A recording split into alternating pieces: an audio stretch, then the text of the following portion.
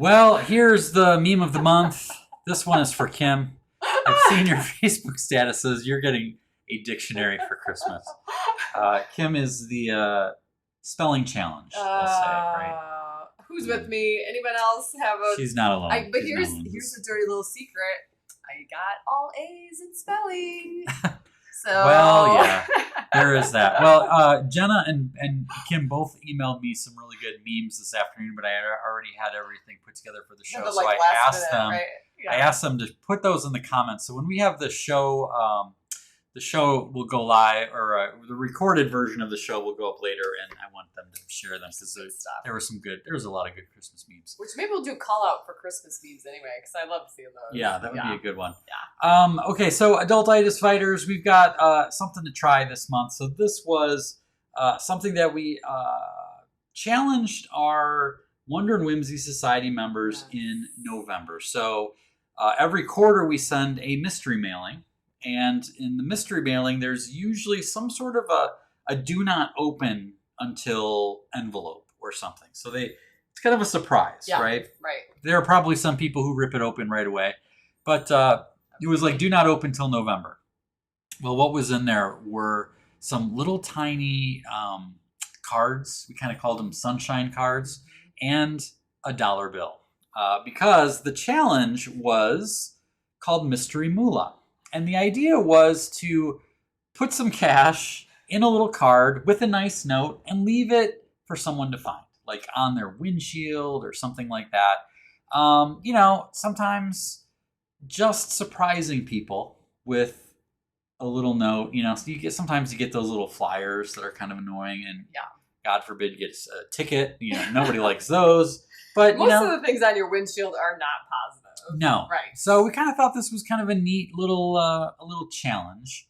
And we got a chance to do this. We went as a family last week Christmas shopping for each other, which is its own challenge. How to go to Target and shop for everyone who's with you all at the same time. He's got a system for it, so we do it. But what we did is we had all of the kids. We gave them a card. And we upped the dollar amount a little bit, but I had all the kids write something in the card. I don't know what they wrote. Yeah, I don't either. Just let them do whatever they wanted.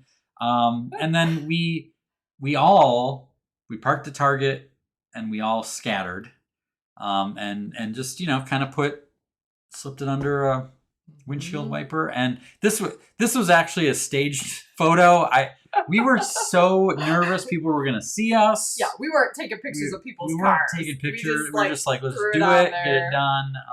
So it was kind of fun. It was fun. And it was fun to kind of give the kids an opportunity to be an anonymous giver. Oftentimes, at church or whatever, you're putting money in a basket, or, it's kind of obvious that you're giving maybe the Salvation Army at the grocery store, ringing the bells this time of year. But this is a little different vibe. You did feel like you're kind of breaking a rule, which we weren't. We had to reassure them because there's a couple of rule followers in our family that were nervous about that. Not me, but but the idea of like this is kind of a different way to give, because we're never going to see the person. We're never going to know who is receiving it. They're never going to know us. And that was a really fun experiment to have with them. Interesting. Yeah, it was a good time. So I wanted to share a couple responses. So Dave said, I did it. Yeah, I am so proud of myself. I upped the ante to $5 per card. Aww. This morning, I started leaving them all over. This was so much fun. Nice. Kara says, mission complete. Left this on someone's rental car today at the Desert Botanical Garden. Inside the card, I wrote, this is a sign that good fortune is on its way. Hold on. And I included $5. Looking forward to doing this again. I love it. So then what I love is some of the little tweaks. So Sharon and Scott, we tweaked the assignment. Rather than a stranger's car, we put it on my oldest brother's car at our family Thanksgiving gathering. Aww. We wanted the fun of hearing him talk about who could have done it, which I really appreciate that. Yeah, that's cool. You just kind of like keep it on the down low. Right. And then Shannon, I don't actually have a picture for Shannon. Okay. Because she said, I cheated a bit on this one.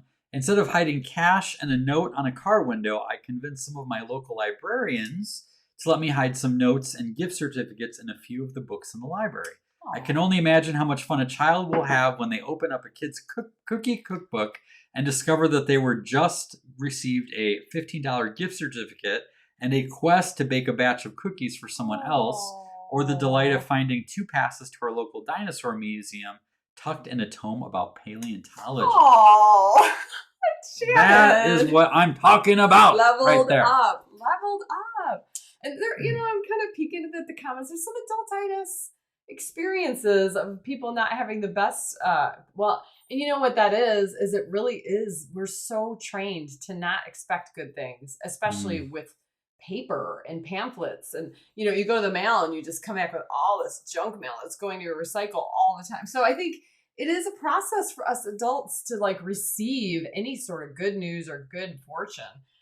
So it doesn't surprise me, honestly. Yeah. Well, it's okay. It's a good reminder to have openness ourselves to receive things and not to assume the worst in people. But I love what you guys, it's almost a sense of an apology of tweaking the missions, but that's the point of the secret missions, is to kind of give you sort of a direction, but encourage you to kind of go in your own way and tweak it. And some of these ideas are way better than I even imagined. So kudos to you guys.